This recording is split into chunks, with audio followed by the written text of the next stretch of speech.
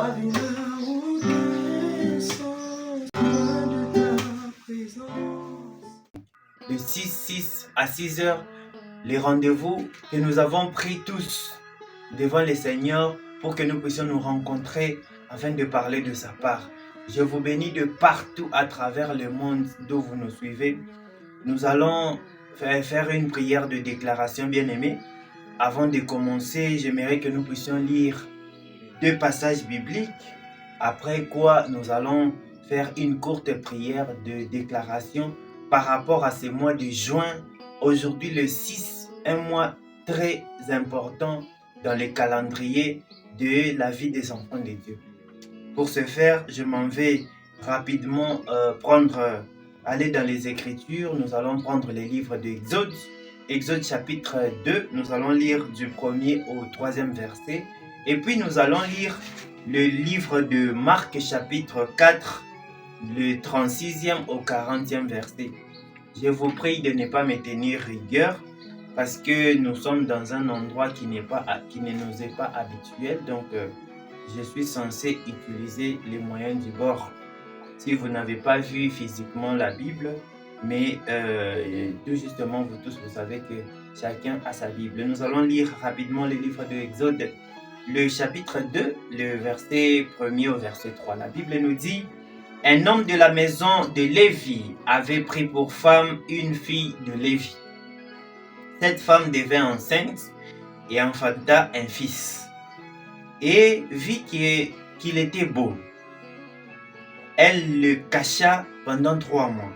Le verset 3, ne pouvant plus la cacher, elle prit une caisse de jonc qu'elle endurcit et de bitume et de pox. Elle y mit l'enfant et le posa parmi les roseaux sur les bords du fleuve.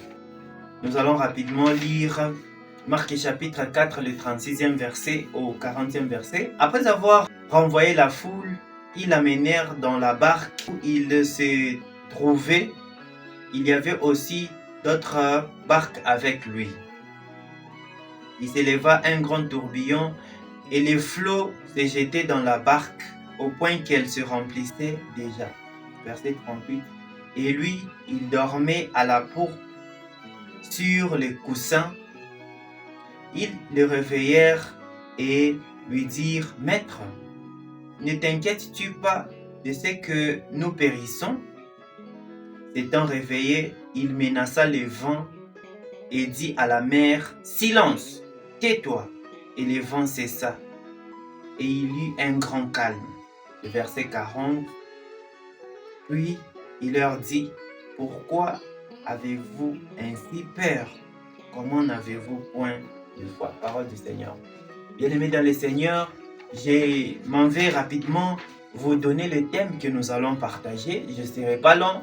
Nous sommes dans un thème très prophétique qui est intitulé « Jésus ne t'a jamais abandonné en cours de chemin ». La première histoire que nous venons de lire, mesdames et messieurs, bien-aimés frères et sœurs, nous avons lu Exode chapitre 2, le verset 1er au verset 3. On nous montre l'histoire d'un fils qui est né, un fils qui naquit, n'est-ce pas, en Égypte. Il s'agit donc de Moïse. La mère de Moïse, il y avait une loi que Pharaon, le roi d'Égypte, avait donnée, n'est-ce pas, pour tuer tous les premiers-nés mâles des Juifs qui étaient en Égypte en esclavage. Et la maman de Moïse, la maman biologique de Moïse, vu que cet enfant était un enfant beau, alors comme il était beau, elle ne voulait pas le tuer, ne voulait pas se soumettre à la loi de Pharaon. Qu'est-ce qu'elle a eu à faire? Elle a été inspirée, elle a fait une caisse en bois. Et dans la caisse, elle a eu à arranger à l'intérieur. Elle a pris l'enfant qui était beau. Après être né, 3 mois après, elle prit cet enfant, elle le plaça dans cette caisse qu'elle avait eu à fabriquer.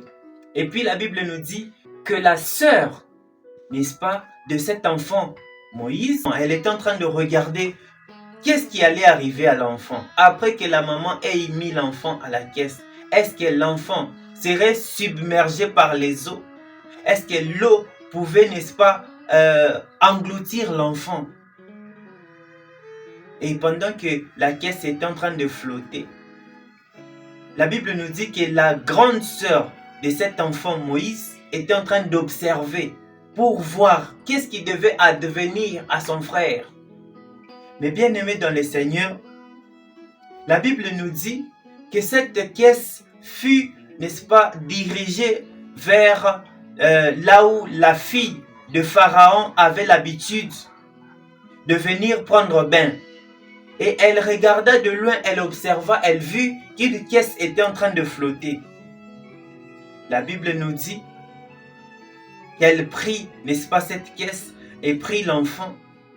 Et puis, la même sœur de cet enfant proposa à la fille de Pharaon, veux-tu que nous puissions vous chercher une mère qui va commencer à allaiter ton fils, cet enfant? Elle trouva que c'était bon, jusqu'à ce qu'on le lui amène. Bien-aimé, ce n'est pas ça le thème, ce n'est pas ça le nez du problème. Je voulais te faire remarquer que dans cette caisse, il y avait un enfant et l'eau n'avait pas la possibilité de submerger cet enfant, d'engloutir cet enfant. Nous avons vu également que Jésus était avec ses disciples.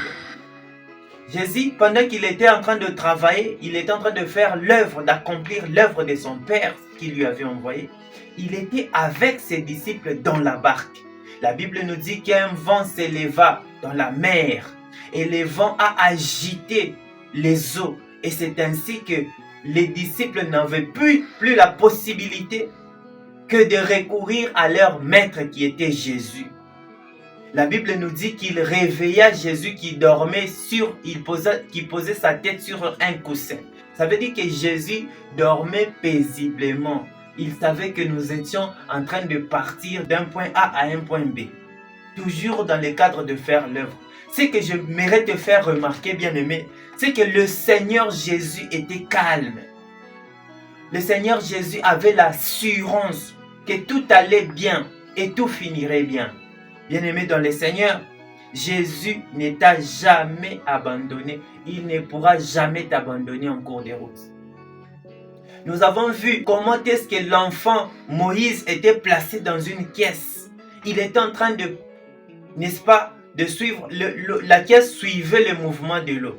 De la même manière, dans le Nouveau Testament, la barque, qui est la représentation, qui représente aussi, n'est-ce pas, cette caisse dans l'Ancien Testament, était en train de suivre le mouvement de la mer. Mais ici, nous avons vu que dans le Nouveau Testament, la mer était agitée. Par contre, dans l'Ancien Testament, le fleuve n'était pas agité. Bien-aimés dans le Seigneur, les disciples, eux, ils n'avaient pas l'attitude que Moïse avait. Quand bien même Moïse était enfant, lui, il ne connaissait rien. Il était calme, un bébé, inconscient soit-il. Par contre, les disciples, eux, ils étaient conscients. Seulement la mer aille à s'agiter. Et pendant que la mer aille à s'agiter, les flots qui, n'est-ce pas, étaient en train de déborder, ils étaient obligés de faire recours au Seigneur Jésus. Bien-aimés dans le Seigneur, en ce mois de juin 2025, aujourd'hui le 6, nous avons pris rendez-vous pour des déclarations. Nous avons pris le rendez-vous avec le Seigneur.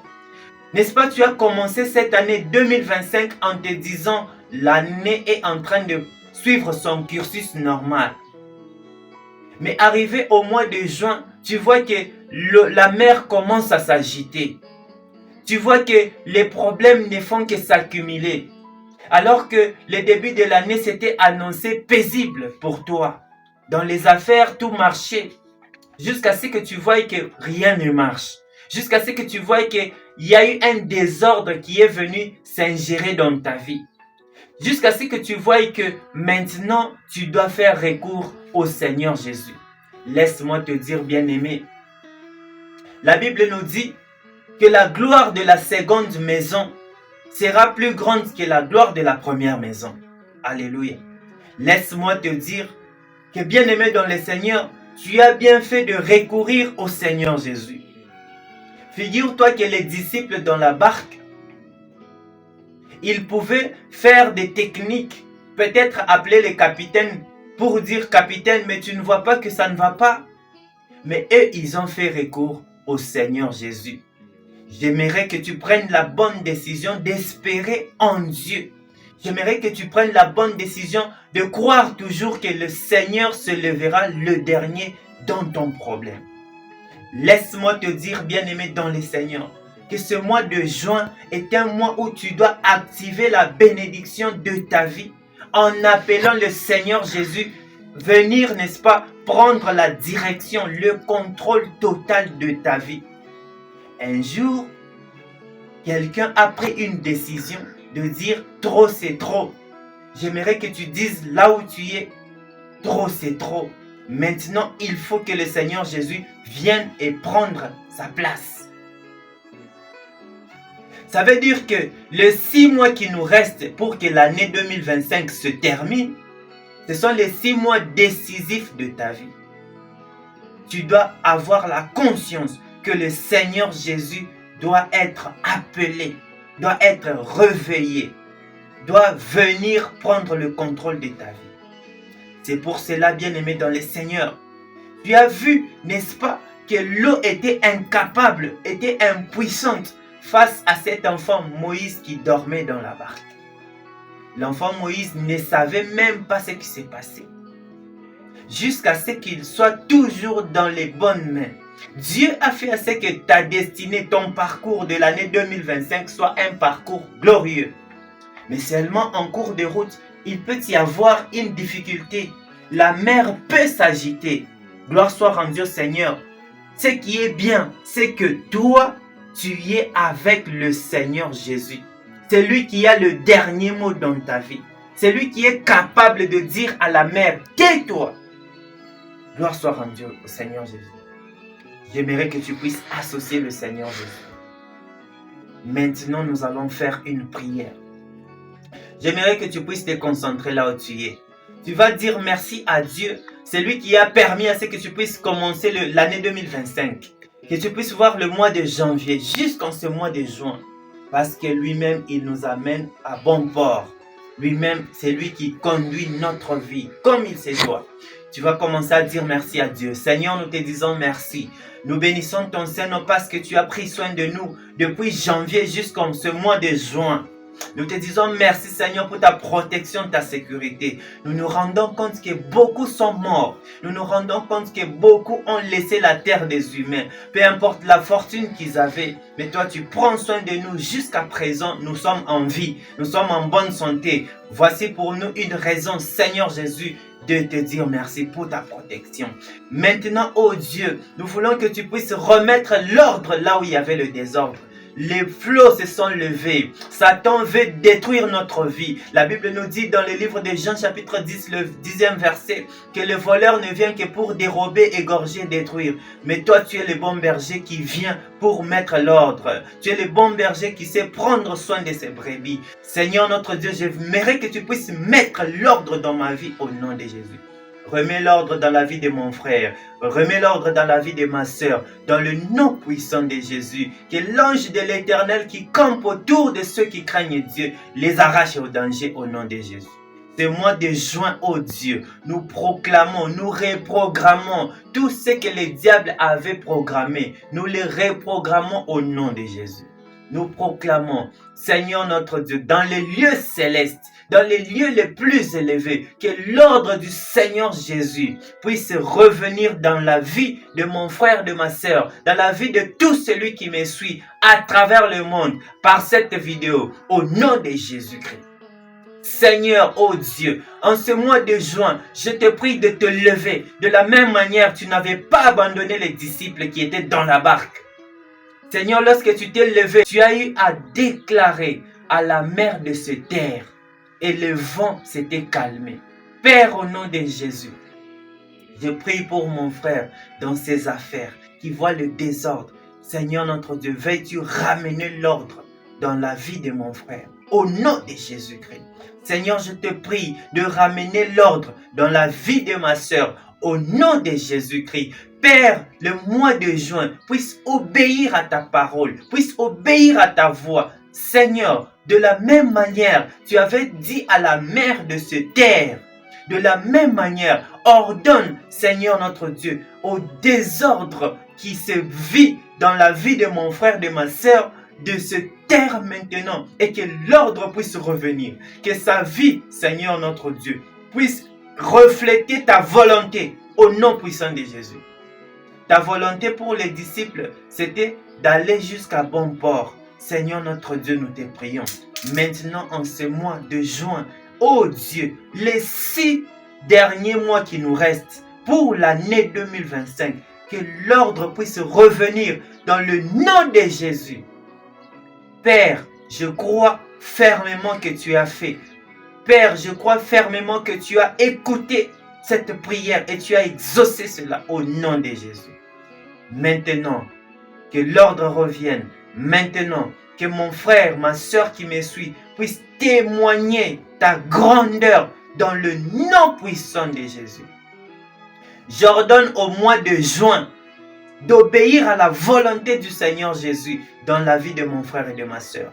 Maintenant, tout ce qui ne marchait pas puisse marcher au nom de Jésus. Que l'ordre puisse revenir. Que les choses puissent avancer. Que maintenant, la nouvelle marche avec le Seigneur puisse continuer dans le nom de Jésus. Seigneur, que la puissance de la maladie soit ôtée de la vie de ma soeur, soit ôtée de la vie de mon frère, de toute personne qui m'écoute maintenant, qui me suit attentivement, dans le nom puissant de Jésus. Que juin soit différent du mois de mai. Que juin soit différent du mois d'avril. Que juin soit différent du mois de mars 2025 au nom de Jésus pour mon frère et ma soeur. Seigneur notre Dieu, arrose la vie de ton peuple. Seigneur, bénis celui qui me suit maintenant. Bénis celui qui m'écoute au nom de Jésus. Que l'ordre puisse revenir. Que les lois de la famille puissent tomber au nom puissant de Jésus. Que les chaînes qui entouraient tes enfants, tes fils et tes filles puissent tomber au nom puissant de Jésus. De la même manière, Pierre a été libéré en prison. Seigneur, que ces chaînes-là tombent. Que sa vie puisse avancer. Que sa vie puisse être une vie glorieuse au nom puissant de Jésus. Nous te disons merci, tendre Père. Nous croyons infiniment que tu nous as exaucés. Nous croyons infiniment que tu as agi dans la vie de tes enfants. Au nom précieux de Jésus. Merci Seigneur notre Dieu. Bien-aimé, tu acclames là où tu es. Acclame très fort le Seigneur. Nous sommes arrivés à la fin, n'est-ce pas, de ce moment que nous avons prévu. Le 6 à 6 heures. J'aimerais que tu puisses t'abonner. J'aimerais que tu puisses partager ce message. J'aimerais que tu puisses l'écouter et encore. Pour la gloire de notre Seigneur Jésus. Pour ceux qui ne me connaissent pas, je suis le pasteur Bertrand Mandé, le porteur de la vision du ministère puissant la vie messianique. Que Dieu vous bénisse.